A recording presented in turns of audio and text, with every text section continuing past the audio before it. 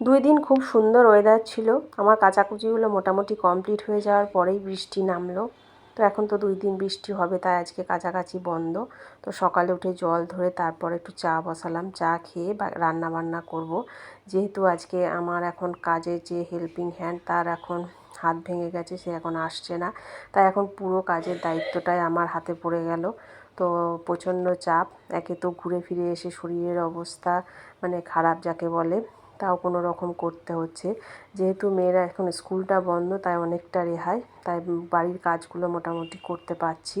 তো পড়াশুনোর পাঠ তো কবেই চুকিয়ে দিয়েছি, কিন্তু বই গোছানোর দায়িত্বটা এখনও যায়নি। প্রত্যেক দিন আমাকে বইটা গোছাতেই হয়।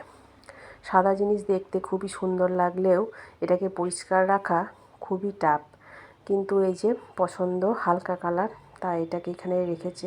আজকে টিফিনে বানিয়ে দেব পাস্তা। তো পাস্তাটা হয়ে গেছে। আজকের ভিডিওটা এখানেই শেষ করছি।